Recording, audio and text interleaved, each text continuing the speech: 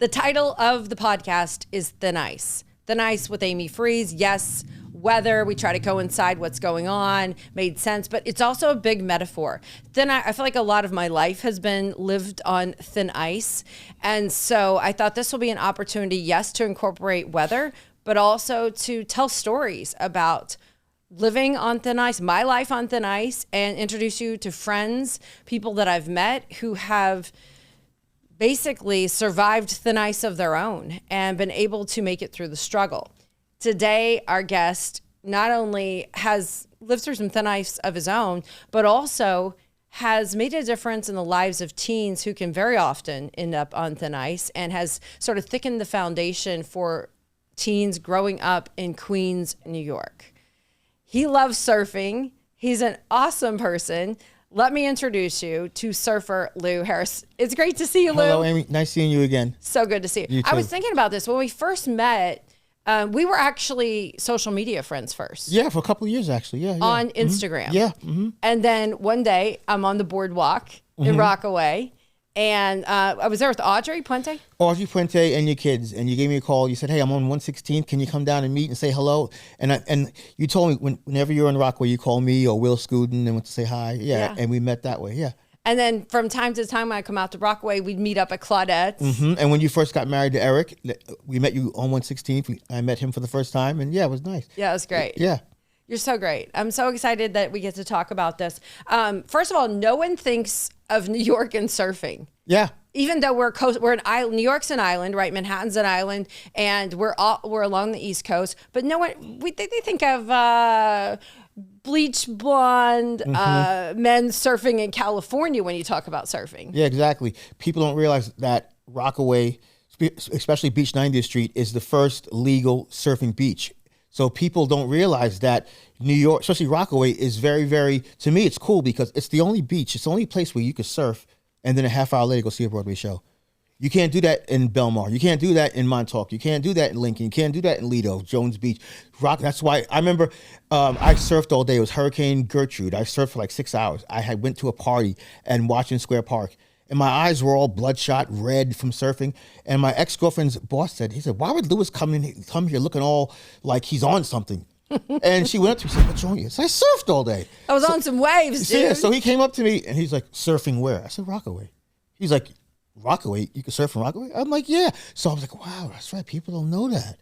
So people think of surfing as Jones Beach, Montauk, Belmar, but they don't think about Rockaway. And that's what it hit me like a ton of bricks. I was like, people don't know. Are some of the best surfing conditions on the East Coast when there's a storm coming or going? I think so. I think when there's a hurricane, especially like where there's, it's low tide for me. I think it's the best conditions. It doesn't get past 8 feet. That's like my limit. So I think it's pretty good. And then it's cool. Like when you live right in Rockaway and you got those kind of waves, like it's in Hawaii or California. It's pretty good. Take me back to this decision that you said, hey, surfing could be a way for kids to stay out of trouble. How did that come together? This concept that we have a population of youth that maybe don't have a lot to do, so maybe they could surf instead? Yeah, there was a fire in Coney Island back in 2016 or 18, and it was started by a 13-year-old black kid at the time. His name was Marcel Dockery, and he was in his projects, like in a building, and he was in the basement in the compactor, and he lit a mattress on fire because and he didn't want it to get out of hand. He was just bored, so 2 police officers responded to it. One was Dennis Guerra. He was the first one there. He was from Rockaway, and he got hit with smoke, and he died from his injuries like 3 days later. But anyway, when the cops found out who did it, they said to the kid, they said, "Why would you do that?" He goes, "I was bored. I had nothing to do." So right there, that made me think about that. Me growing up on Long Island with my twin brother and I, with my parents, we were doing football, wrestling, soccer, summer camp, BMX, all that stuff. My parents always had us busy, and that's when it hit me. I was like, you know what?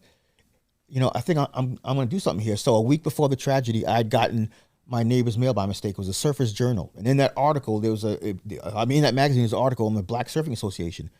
I was like, wow, black people surf? I was like, holy crap, I didn't know that. So when that tragedy happened, I reached out to the guy in that magazine, Tony Corley, the founder of the BSA, and I told him about the tragedy. And I said, hey, listen, I think I want to start something here. He's like, what do you want to do? I said, well, I used to skateboard for 20 years. I think I'm going to do free skate lessons and skateboarding. Surfing took off, and I stuck with that. That's how it pretty much started, to keep kids busy and active so they stay out of trouble. Because I don't care if you're a black kid, you're a white kid, Asian, whatever it is. If there's a group of you on the corner during the summer with no job, you're going to get into trouble. That's it. So you basically took this love of skateboarding, transitioned it to riding the waves on the water, and you thought, wow, this story strikes a chord with what I've seen, what I had it, but other people don't. And let me see if I can merge these together. And I did look up Black Surfing Association West Coast. And I thought, well, this is pretty interesting. He had gone to Surf Magazine initially in the 70s. And his initial push was Black children were drowning. And he said, let's come together and teach them about the water, teach them about safety, and teach them to surf. And so the surfing community came together and created that. But then again, that was West Coast. This is the first opportunity a lot of East Coast kids have ever thought about the potential for surfing. Yeah, and also in that article that he, sent into Surf Magazine, that you didn't mention, I don't think you know, but in that, when he went surfing at an all-white beach, they had a note and said, surf somewhere else, Blackie. And they had a picture of two Ku Klux Klan heads, looking down a well. So that was sent into Surfer Magazine. And that was in the 70s. 70s. So that's why, fast forward to my paddle out for George Floyd in 2020. And then I was in Surfer Magazine, which he said, Lou, wow, man, what you did, it came full circle. We were in Surfer Magazine for racism for that, and now you brought it full circle. Now 2020 Surfer Magazine in a positive issue. I mean, trying to, the George Floyd situation. But yeah, I mean, it's just not, you don't expect Black people to surf. And why is that? I mean, when you look at that, I've seen some of the great pieces that you've done. Yeah. And I saw the Daily Show when you went surfing, and she's so fantastic, actress, comedian, Dulce Sloan. She is fantastic. Yeah. She was hysterical, but she really came out. She said, so let's review this. Why don't Black people surf or swim or get into water a lot? And then, and I explained to her, because she said, oh no, it's just like, and most Black people in Far Rockaway, in general, like, oh, I'm scared of the water. No, it's not. That's what you're programmed to think. Well, I can relate to that. I have a serious fear of dark water, but it's because... Oh, me too. Because my youth, I grew up in southern Indiana, right along the Ohio River, which is obviously dark, fresh body water, but it's a mile wide, serious undertow. My parents said, never go near that water. But I never had the experience of being in dark water until I was in my mid-30s, Rockaway Beach. And so I never had that experience. So I can relate to that fear. But there's a reason, that a lot of Black people didn't have that opportunity, whether it was segregation era, that transitions generationally, and so they didn't have swim lessons. No, so when they would have, when pools are open, it wasn't open to Black people. And this is sad. In Tennessee, there was a thing that they had. It was called Negro Thursdays, where on Thursdays the museum was open to Black people, the pools were open to Black people, movie theaters were open to Black people. So people don't know that. So that's why we're one step, back, because we didn't have the same opportunity. People don't realize 75% of youth drownings are Black kids. It's in Rockaway. They get hot. They want to get in the water, and they can't see the rip ties. They can't tell the undertow. That's the first thing I teach my kids in the water, what to look for. So people think that Black people are scared. Not scared. We didn't have the same opportunity. If you would have, if we would have had the same opportunity back then, come on, you'd have Black people winning Olympics, gold medals, right or wrong. I mean, that's the way it looked, but, but they didn't have that same opportunity. So that's why, Dolce and I got into that talk, and I was letting her know, that's what it is. Not that we're scared. I'm not scared. My parents had us swimming in 1977 when the movie Jaws came out, when we were 5, because they didn't know how to swim. My father didn't know how to swim. My father grew up in Queens. My mother grew up in Harlem. They didn't know how to swim. So they said, you know what? Our kids are going to know how to swim, and that's what they did. Yeah, that's incredible. You mentioned your brother there. Talk a little bit about the passing of your brother and how surfing kind of connected you at that time. Because was that 10 years ago? Yeah, 2011. And what it was, longer, I was working, and I couldn't get out. Years, wow. So my father and my mom, they went to Arizona pretty much to watch him die. So what helped me and kept me sane through at that time was being in the water. Because when you're in the water now, you don't think about rent. You don't think about you broke up with your girlfriend. You don't think about, you got a disease. You're thinking about surfing. You're catching waves with your friends. So when I was in that water, that's all I thought about. It was therapeutic, So when I got out of the water, that's when that stress comes all back to you, that kind of stuff. But, the surfing helps, especially and you could be in the water for 2-3 hours. I've done that before. I've been in the water for 2-3 hours, don't catch a wave, catch that one good one. And that does it for me. So, yeah. So you saw this big picture of an organization that worked on the West Coast. You had a personal experience that connected you to the water and how that would work. You also saw a population of kids that were vulnerable. And you thought, let me tie all of these things together. What were you doing personally in your life at that time that allowed you sort of this freedom and flexibility? Were you still working as a doorman? I was an overnight doorman working right next door to Fox 5. That's how I got on Fox 5 because I would see, God bless her, Christiana Christensen. So Suki, yes. Yeah. I was the overnight doorman. So at 3 a.m, I would take my dinner break at 3 a.m. Fox 5 is right there. So Suki was coming in for the morning shift. Yeah. Mike, who does the weather. Mike Woods coming in. So Audrey Pinto. So they would come in at 3. They park across the street right at the gas station. I mean, right at the parking garage. So I would make sure, that they would get, I would just keep an eye on them because it's dark, 3 a.m. So I would start being friends with Suki, start talking every morning. She'd see me in my uniform, and I would let her know like what I did. I said, yeah, I work with kids and everything. She said, really? So Bobby Moe was over there, and then Bobby Moe sent my info to, I forgot who it was. I can't think of the name, but anyway, they got me on Fox 5. So I worked nights just so I could work with kids during the day, and they got a kick out of that. So give me your schedule. If you're working as an overnight doorman, first of all, nobody wants that schedule. It's crazy. You don't have to go in at like midnight? No, so my shift was 12 to 9. I would get there about 9 o'clock, 9:15, 9:30, and I would sleep 9 p.m. All sleep right. upstairs in the showroom apartments. Sleep up there until my break. So until I start my shift, come back about 11:40, punch in, go to work, and that's when you find out about all the gossip. That's when oh man, Dave Price, his dog bit me. So yeah, so Dave Price, he's a weatherman. He's a weatherman. Yeah. So Dave Price, he lived on the 31st floor. So he has Chance and his other dog. Yeah. So every morning, like clockwork, 5 o'clock, he goes to Starbucks. Him and his wife, the coffees. He got the dog on the hand, right? So I see him coming with the dog and the hands going. So I told my partner to open the elevator up. So I hit 31F. And then he, oh, thanks, Lou. Goes in, dogs bite you in the leg. I'm like, wow. So then, I go downstairs, and I'm cleaning my wound up, and he runs downstairs and he gives me $50. And he said, Louis, is he going to put that in the book? Because, the guy working with me was a stickler. Anything that happened at night, put it in the book. And I said, he already put it in the book already, Mr. Price. But he moved out 2 weeks later. Yeah. Well, he was a nice guy. Yeah, he is a nice guy. Yeah. He's great. Yeah, but he got a kick out of that, me working the overnight shift. He got a kick. He said, you go surfing after this? I said, yeah, go surf with the kids. Yeah. Well, again, you don't look like a typical surfer. I know you now, so when I see you, I know you're a surfer. But you got some tattoos. You got, I got my surf waves though right there. I got my those look good. That looks very nice. No, but so I did a lesson over the phone, and this woman, she couldn't tell that I was black, right? So she was from the Upper East Side. A surfing lesson over the phone? Yeah, a surf lesson. This is before I did BSA.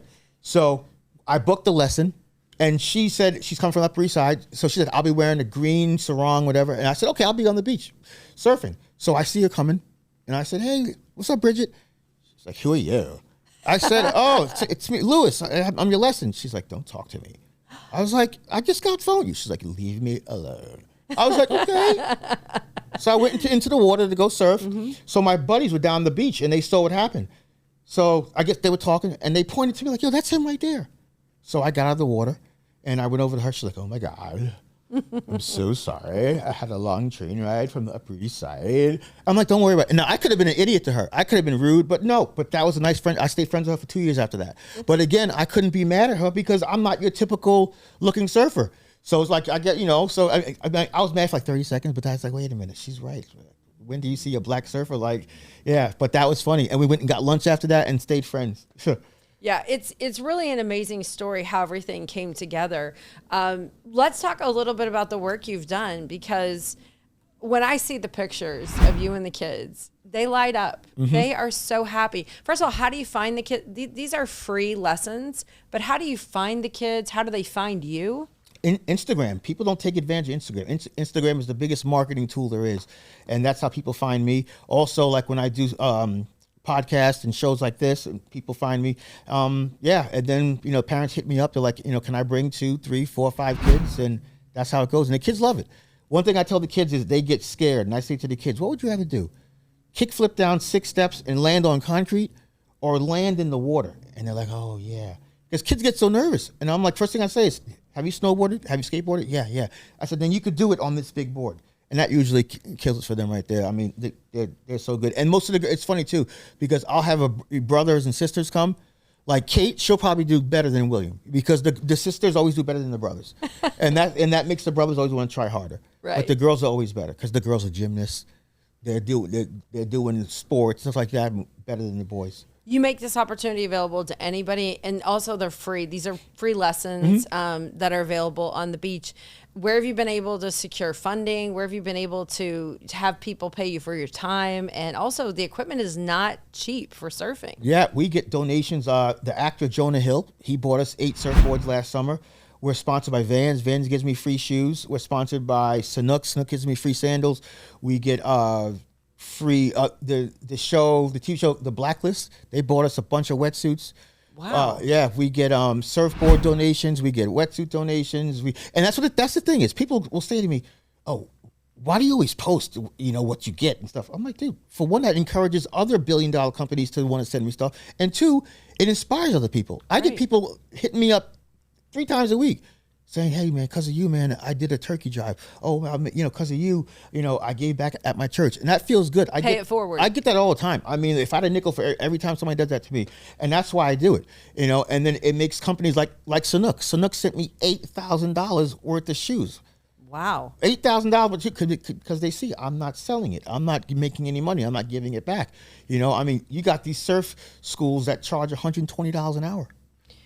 When you look at some of the results, do you have any stories that, when you think back to Doherty and the mistake he made in setting that mattress on fire? I mean, he's serving a 19 to life sentence now. Yeah, it's a shame. It's a tragic situation. Have you seen any kids sort of have transformative moments? Yeah, a lot of, yeah. I had a kid that used to curse and used to, be in trouble at school. And when he's around Mr. Lou, when he's around me, he acts like a respectful young man, because he realized I don't play that. I don't like cursing. I don't like yelling. I don't like kids making fun of each other. I don't like any of that stuff. I mean, I want you to, like when you're around me, like you treat me with respect, I treat you with respect. And like how I was raised. And it's funny, I'll get some kids who treat me with more respect than their parents, because the parents just yell at them. I had this one father say to me, he said, "Lou, you can yell at my daughter." So I'm not yelling at your daughter. Once I yell at her, now I'm you. Everything I say to her is just going this ear, not the other. So that's why I think I have a better relationship with a lot of my students more than their parents. Is that, again, they don't listen. I listen.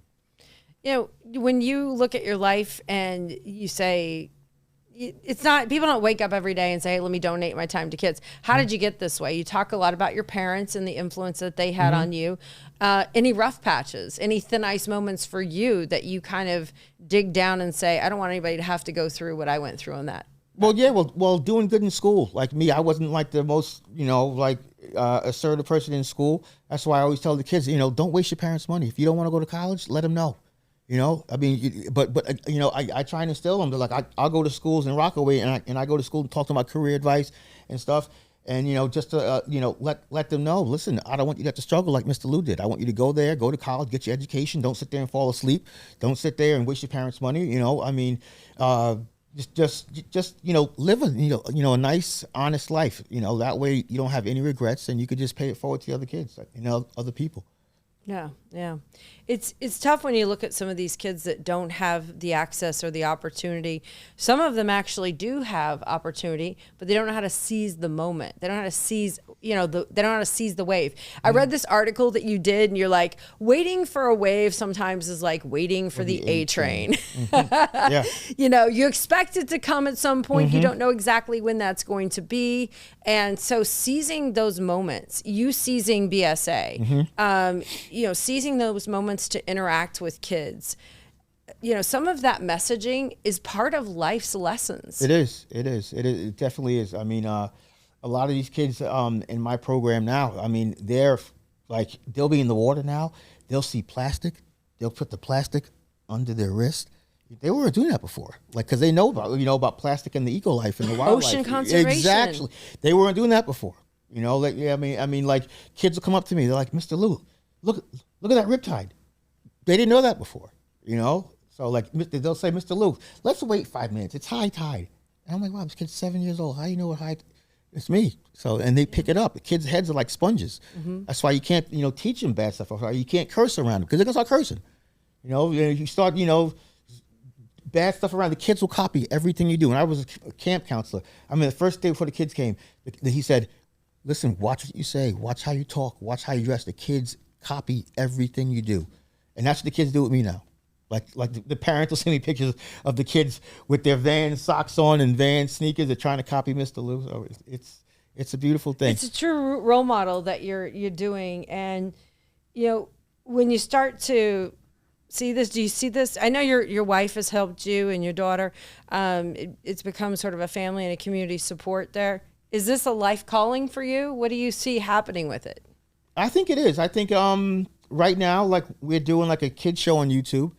And we got a couple of things lined up, but I think this is just a stepping stone right now. I definitely want to keep doing BSA. There's still a lot more I want to do. A lot of kids I would want to help out, but I think that we have like a bigger thing. I think maybe a TV show, something like that. Okay. Maybe we'll see what happens. I don't know, but we got to I think a TV show would be very interesting because that would help dispel some of the myths, some of the misconceptions people have about Black people surfing, et cetera. Because the one thing I think is the kind of, were you in that? Did you interact with that documentary? It was called Wade in the Water. No. That was an incredible documentary. That was pretty much a California thing, yeah. But because the reason that was incredible is because it takes you back to really the history of surfing more than 1,000 years. Mm-hmm. It takes you back to Senegal. It takes you to Africa, mm-hmm. and you see that Black people were surfing 1,000 years ago. It was part of lifestyle. It was part of their existence. So it's not that it hasn't been done. It's that modern history and culture and society had created that stigmatism because of what was going on. Yeah. When I did the Today Show with Al Roker, he didn't know, like off the camera, like we did a commercial, and he was like, Mr. Harris, I didn't know Black people surf. That's what he told. He didn't know. He was shocked. Spike Lee, he was like doing this little documentary movie for us a couple of years. He didn't know that Black people surf. Spike Lee, like, he didn't know Black people surf in Rockaway. And Al Roker didn't know. He said, "Where do you surf, Mr. Harris?" I said, "Rockaway." He said, "Rockaway." He didn't know, and he's from Connecticut, but he's from the East Coast, right. And he had no idea. Yeah, he said that off camera. He wasn't going to say that during the interview. Right. Yeah. Because it is something that's different. So I really think a TV show would be amazing for people to see. But they don't really have to go to an organized TV station at this point because you post a lot of stuff. A lot. You share the stories. The kids are sharing their stories. Mm-hmm. That's a lot of fun to see. And even if you're just walking up and down the beaches there, I mean, if you take from 116th Street back to the 90s, you walk that stretch of beach, you're going to see people out there surfing. They're going to catch you. What's your favorite beach to surf on? Oh, where we have a permit, 102. That's 102 you like. A permit, yeah, right over there. And then what we're doing is I'm starting a campaign with the mayor's office and Jamani Williams of the subway surfing. Okay. Putting it into that. Which is a totally different thing. Let's talk about subway surfing for a minute because some people don't know, especially if they're not from the East Coast, talk about subway surfing and the real tragedy that it is. Yeah, a lot of the kids, right, they climb out of the trains and they city kids. Yeah, city kids, and because a lot of my followers in California, I follow some all over the world like you do. They were like, "What's subway surfing?" They didn't know what I explained to them. So, but it's when they get they climb on top of the train, between the ages of mostly like 11 to 18, 19, and they get on top of the train and they're up there and they're standing, and they're not even like surfing in the surfing. They're just like standing there, taking pictures and selfies and all that kind of stuff, and they lose their balance and they fall. But the worst part is a lot of these have these overhangs. And that's, this one kid a couple weeks ago got decapitated. This one kid, he's a vegetable now in a wheelchair. He's a perfectly normal kid now. So what I want to do is, instead of these kids doing that, you can come surf with me for free. You don't have to pay. You come out. You let me know when you want to come. You ride the subway to the beach, and that's where you surf in the water. That's what I like. I think I'm going to steal that from you right there. Yeah. Yeah. But yeah, ride the subway. and and stay safe. Stay safe, and that's what it's all about. A lot of these kids here, just for a cheap thrill. I mean, I remember when I was a kid back in the 70s and 80s, we would build like dirt bike like jumps in the backyard, and we would jump over people's bikes. That was a thrill. But standing on train, that's insane. So that's why right now I'm trying to get in talks with Jumaane Williams, Mayor Eric Adams, and Deputy Mayor, and see if we can get started. So we can get this started now. That way, these kids have a different option. They can come out and come surf for free. Yeah, that's amazing. And the other thing is, not only when you're heading out to Rockaway, can you take the A train, which to me that's done now. Is there. But I don't go that way. I ride the ferry. Oh, yeah, that's the best. And I don't really want a lot of people to know about this. So if you're listening to the podcast, this is between us, okay? Yeah, us Rockaway locals here. Yes, because the Rockaway ferry, is it $3? It's $4 maybe. And you get beer, too. You got a nice comfort. $4, you can ride the Rockaway ferry, which is basically, in my mind, a cruise. If you want to get away from the city, you cruise on the Rockaway ferry out there, and it's so fantastic. You can take it at sunset. It's nice. It's the option of public transportation for New York City. That's why it's such an inexpensive ticket. But it's a fantastic ride. You go past the Statue of Liberty. You can kind of see the Hudson Bay there, and it's a wild ride to get to the beach. Yep. So it's kind of like an excursion, and so I love doing that. And then you get out there, and you're going to find not only the gorgeous beach. You watch some storms come in. I mean, I've been on the Rockaway Hotel before, where you can see the bay and the ocean. Yeah, that's really nice up there, and you can see both sides. It's a fantastic area to watch the coastline, and you can surf. And then there's some favorite spots I like. I already mentioned Claudette's, but I could talk about them an entire thing. I like Goodies. You get a burger over at Goodies. God, are you kidding me? Yeah. Barbecue sauce. Oh, yeah. God. Oh. I know. Any other favorites for Rockaway? Claudette's, Goodies, La Playa on Beach 87, great Dominican food. What else? Oh, Elegante Pizza. Rocco's of Rockaway Beach, new pizza place. Okay. Yeah. And, I've not tried. I'll have to. What else? Oh, and Last Stop Gourmet. Last Stop Gourmet. On Beach 116. Right where I met you and Eric. Yes. Right across the street from there. Right, I know exactly where that is. Right there. Great spot up there. Yeah, there's so many things. Is there anything we haven't covered? I think that the other one piece of information that I'd love for you to share is when you see the title or you see the social media Black Surfing Association, people think, oh, it's for Black people. Oh, yeah. But this is not always true, at least from what I've seen from your social media. They're all faces there. There was I like when I started it, I had to use that name. So then I remember when I first started it, there was people on Facebook, friends of Rockaway saying, "Why is it Black Surfing Association?" So I'm like, well, this is the name. It's open to any kid. I don't care if you're Black. So you see my page. Right. I got Black kids, white kids, Asian, Muslim, gay, straight, trans. I don't care. When I was a kid growing up on Long Island, I just didn't hang out with Black kids. I just didn't hang out with, I had Black friends, white, Jewish, Asian, Puerto Rican. That's what it's all about. It's like a Benetton ad. Remember Benetton? All different colors of life. That's what it's supposed to be. So when people in Rockaway saw that, and now this guy's giving away free surfboards, he's giving away free sneakers. This and that. Let's leave him alone. Yeah. So, but that's it's open to any kid. If your parents can't afford lessons, I'm there to help. And I don't care what nationality you are. It's awesome. I'm so glad I know you. I really appreciate you in my life. Just like a blessing knowing that you're there doing your thing. And look, let's get Eric surfing. We got. Yeah, he needs to. Well, he surfs behind the lake boat, but he doesn't. You brought me some shoes here, and I wanted to try these on. Now, these are gorgeous. Are these the new? Is this the new shoe? Yes, Sanuk. Oh yeah, I see it right here. There, Sanuk. I love these. These are and then cool. what it is, which is great, is so the bottom right, it's a recycled. Well, not that one, but the other one over there. But the bottom is usually recycled carpet, and then the top of the bottom of the shoe, it's I'm putting them right on right now, people. Oh, it's yoga mat. Yeah, yoga mat. Because I noticed it has a little bit different. Those fit? To it. Oh yeah, it's perfect. See, because you were 8, so that's a 6, 7 boys. There you go. I love that. Those are very comfy. All right, well, this is cool, and I really appreciate it. I will see you out riding the waves. You guys just give me a call whenever you guys want to come out. Yeah, you and Eric. And now I know he surfs. Come on, let's go. Surf's up. Yeah, surf's up. Surf's up. You.